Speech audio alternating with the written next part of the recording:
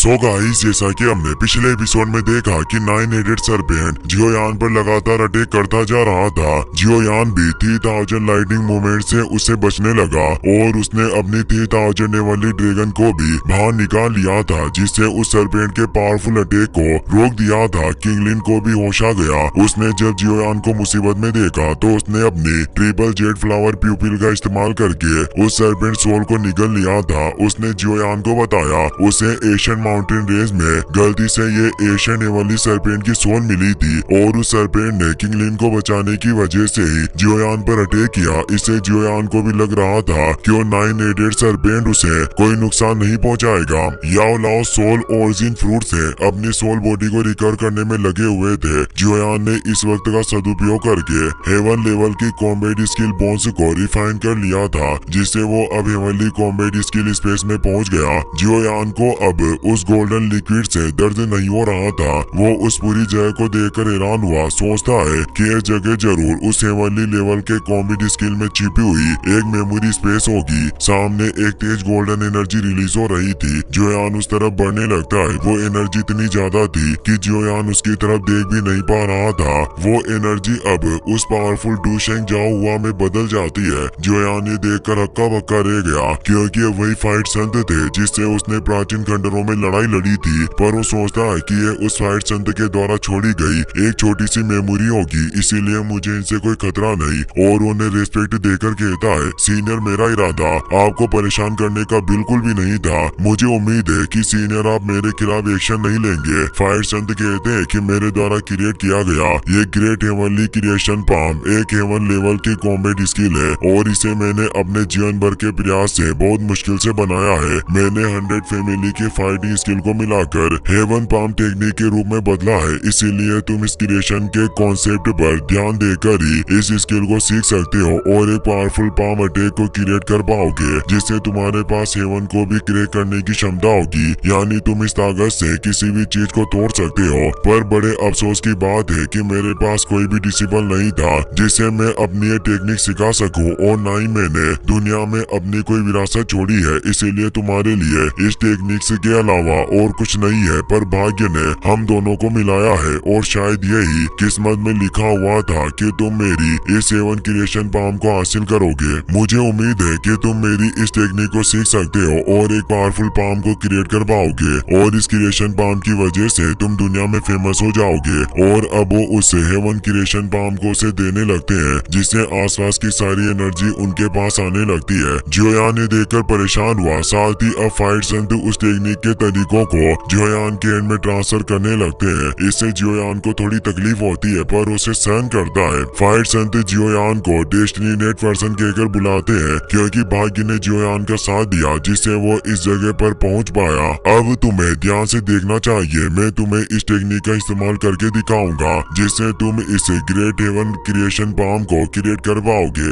इस टेक्निक में क्रिएशन की शक्ति समाहित है, जिसे तुम इस्तेमाल करते वक्त महसूस कर सकते हो। उस टेक्निक को एक्टिवेट करने से वहाँ 2 जायंट हैंड बाहर आते हैं और डेवोरिंग पावर के साथ एक पावरफुल ब्लैक होल क्रिएट होता है, जिसमें सभी पहाड़ों और नदियों को नष्ट करने की शक्ति थी। जियोयान इसे गहराई से समझ रहा था। वो बताते हैं कि तीनों हाथ से यह क्रिएशन पाम क्रिएट होता है, इसीलिए एक हाथ में सभी चीजों को नष्ट करने की शक्ति होती है और दूसरे हाथ से उन नष्ट की गई चीजों को स्थानांतरित किया जा सकता है। उस डेवोरिंग पावर से जियोयान को काफी प्रॉब्लम हो रही थी, और तीसरे पाम से सन एंड मून को रिवर्स किया जा सकता है। और अब तीसरे पाम के अटैक से वो डेवोरिंग बॉल नीचे जाकर टकराती है, जिससे काफी पावरफुल विस्फोट होता है और सब कुछ बर्बाद हो जाता है। इससे निकलती हुई एनर्जी काफी ज्यादा भयानक थी और यह स्काई वॉइड क्रिएट हो गया। जियोयान ये देखकर चौंक गया। फाइट संत कहते हैं कि डेस्टिनेटेड पर्सन, तुम मेरा नाम याद रखना, मैं संत ऑफ क्रिएशन हूँ। जियोयान रेस्पेक्ट देकर बोलता है कि सीनियर, आपका नाम मेरे हार्ट के अंदर हमेशा जिंदा रहेगा और मैं इस हेवनली टियर की कॉम्बैट टेक्निक को पूरी दुनिया में फेमस करूंगा। फाइट संत इससे खुश होते हैं और अब उनकी सोल रेमिनेंट वहाँ से गायब हो जाता है। जियोयान खुश होता है और वो सोचता है कि संत ऑफ क्रिएशन से अगर मुझे हेवन लेवल की हेवन क्रिएशन पाम टेक्निक नहीं मिलती तो ऐसी टेक्निक को बनाना हेवन तक चढ़ने से भी काफी मुश्किल होता। और अब मैं संत ऑफ क्रिएशन की इस स्पिरिचुअल विरासत के साथ पावरफुल दुश्मनों को भी खत्म कर सकता हूँ। अगली बार जब मेरा उस ओल्ड गोस्ट मास्टर जाय जिंग से सामना होगा तो मैं निश्चित रूप से मेरा ये ग्रेट हेवन क्रिएशन पाम तुम्हारी जिंदगी को नष्ट कर देगा। तभी मेन हॉल में से तेज एनर्जी रिलीज होने लगती है। जियोयान समझ जाता है कि याओ लाओ ने अपनी सोल को पूरी तरीके से रिकवर कर लिया है, इससे वो भी वहाँ जाने के लिए निकल जाता है। मेन हॉल में फेंग जियान, लिटिल फेरी डॉक्टर, एल्डर तियानवो और किंगलिन पहले से ही मौजूद होते हैं जो याओ लाओ के जागने की प्रतीक्षा कर रहे थे। जियोयान वहाँ जाता है, याओ लाओ भी अपनी आंखें खोल लेते हैं। जियोयान उनसे पूछता है कि अब आप कैसा फील कर रहे हो। याओ लाओ उसके पास आ जाते हैं। वो बताते हैं कि मेरी ओरिजिनल सोल एनर्जी पूरी तरीके से बढ़ चुकी है। जियोयान कहता है कि अगर ऐसी बात है तो मैं अभी आपके लिए जल्दी से एक फिजिकल बॉडी को रिफाइन करूंगा। याओ लाओ कहते हैं कि जल्दी करने की जरूरत नहीं, क्योंकि बॉडी को रिफाइन करने के लिए कुछ जरूरी मटेरियल्स की जरूरत होगी। जियोयान 2 मटेरियल्स को बाहर निकालता है। एक बोतल के अंदर heavenly demon phoenix blood essence होता है जिसे उसने हेवनली डीमन फिनिक्स की बॉडी से हासिल किया था। उसे देखकर याओ लाओ हैरान हो जाते हैं। दूसरे बॉक्स को जब खोलते हैं तो उसमें जियोयान की रिफाइन की गई 8 ग्रेड की 5 थंडर से उकेरी गई बोन ग्रेविंग ब्लड फ्यूजिंग पिल होती है, जिसे जियोयान ने पिल कंपटीशन के वक्त रिफाइन किया था। याओ लाओ उन दोनों चीजों को देखकर चकित रह गए थे। वो कहते हैं कि जियोयान वाकई तुमने आज मुझे काफी बड़ा सरप्राइज दिया है। फेंग जियान कहते हैं कि अभी ये खत्म नहीं हुआ, क्योंकि मेरे पास भी एक चीज है, और वो जियोयान को एक स्पेस रिंग देकर बताते हैं कि इसमें 4 स्टार फाइट वेनेरेट का एक स्केलेटन मौजूद है। जियोयान पूछता है कि क्या है वाकई एक फाइट वेनेरेट की स्केलेटन है, आपको ये कहां से मिला। फेंग जियान बताते हैं कि मेरा एक डीमन कल्टिवेटर से सामना हुआ था, मैंने उससे लड़ाई लड़ी जिससे वो बहुत घायल हो गया था। वो अपने जीवन के अंत पर था, उसका इस दुनिया में कोई नहीं था और वो अकेला जीवन व्यतीत कर रहा था। उसे डर था कि उसके मरने के बाद उसकी बॉडी को जानवर नोच नोच कर खा जाएंगे, इसीलिए मैं उसकी बॉडी को अपने साथ ले आया। एल्डर तियानो कहते हैं कि वाकई आपने उस आदमी पर बहुत बड़ा उपकार किया। जियोयान उस रिंग को ले लेता है और फेंग जियान को थैंक्स कहता है। उसके पास सभी वो चीजें थी जिसे वो मास्टर के लिए फिजिकल बॉडी को रिफाइन कर सकता था। वो अपने पास मौजूद फाइट संत के कंकाल का हाथ बाहर निकाल कर दिखाता है जो तेजी से ग्लो कर रहा था। सभी चौंक जाते हैं कि जियोयान के पास फाइट संत की बॉडी का एक हिस्सा था। जियोयान बताता है कि इस फाइट संत के आर्म के अंदर फाइट संत की ब्लड एसेंस और एनर्जी समाहित है, इसीलिए मैं इस एंड को भी मास्टर की फिजिकल बॉडी के साथ मिला दूंगा, जिससे इनकी पावर काफी बढ़ जाएगी। फेंग जियान फाइट संत आर्म को देखकर चौंक गए थे। वो याओ लाओ से कहते हैं कि भाई इस फाइट संत आर्म के साथ मुझे पूरा यकीन है कि पूरी तरीके से तुम अपनी फिजिकल बॉडी के साथ मिलने पर तुम्हारी ताकत निश्चित रूप से काफी बढ़ जाएगी। याओ लाओ खुश होते हैं। फेंग जियान कहते हैं कि तुम्हें अब देर नहीं करनी चाहिए। जियोयान तुम मेटेओराइट टावर पर जाओ और याओ लाओ की बॉडी को रिफाइन करो, वो एक परफेक्ट जगह है। जियोयान उन सभी चीजों को लेकर अपने साथियों के साथ फालिंग मेटेओराइट टावर पर आ गया। जियोयान ने उसे फाइट वेनेरेट के स्केलेटन को सेंटर में रख दिया। जियोयान कहता है कि इस फिजिकल बॉडी को रिफाइन कर मास्टर के साथ मर्जिंग की प्रोसेस में काफी समय लगने वाला है, और अपने सभी दोस्तों से कहता है कि इस वक्त के लिए मुझे तुम सभी को परेशान करना होगा, क्योंकि मैं नहीं चाहता कि इस वक्त पर कोई दुश्मन हमें परेशान करे, इसीलिए तुम सभी को हमें प्रोटेक्ट करना होगा। याओ लाओ भी सभी से कहते हैं कि इन कुछ दिनों तक आपको योगदान की वजह से मैं तुम्हारा आभारी रहूंगा। लिटिल फेरी डॉक्टर कहती है कि इन सब की कोई जरूरत नहीं है,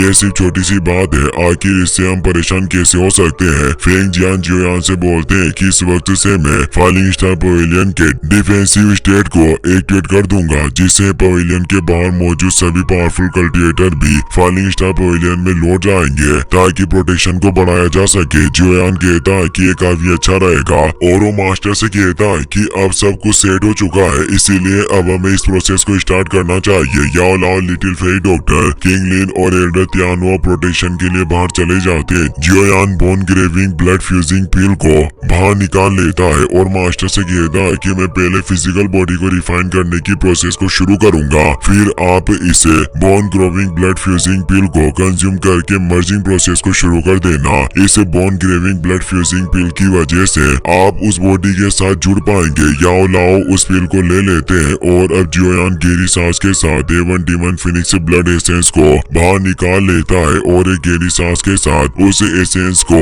उस फाइट वेनेरेट स्केलेटन में मिलाकर उसे रिफाइन करने लग जाता है। वो उस फिजिकल ऑटोमेटिकली बॉडी की गुणवत्ता बढ़ाने लगता है और अपनी हेवनली फ्लेम का इस्तेमाल करता है। उस 3000 लोटस हार्ट फ्लेम की वजह से फिजिकल बॉडी में तेजी से बदलाव आना शुरू हो जाते हैं। याओ लाओ ये देखकर सोचते हैं कि ये सालों से काफी कठिनाइयों को झेल कर काफी बड़ा हो गया है, जो इसकी सभी स्किल मेरे बराबर हो चुकी है। इतना पावरफुल होने के लिए इसने जी तोड़ मेहनत की और कई जोखिम उठाए। मैं जानता हूँ कि इससे इसकी बॉडी में काफी नुकसान हुआ होगा, पर फिर भी इसने कभी पीछे मुड़कर नहीं देखा। जियोयान मुस्कुरा रहा था। वो अब उस फाइट संध के आर्म को भी उस फिजिकल बॉडी के साथ मिलाने लग जाता है, जिससे फिजिकल बॉडी की क्वालिटी काफी ज्यादा बढ़ने लगती है और पूरी बॉडी पर फाइट संध के मार्क उभर आए थे। जियोयान मास्टर से कहता है कि अब वक्त आ गया है कि आप इस फिजिकल बॉडी के साथ अपनी मर्जिंग प्रोसेस को स्टार्ट करें। याओ लाओ उस बोन क्रेविंग ब्लड फ्यूजिंग पिल को निगल लेते हैं और उस फिजिकल बॉडी के पास जाते हैं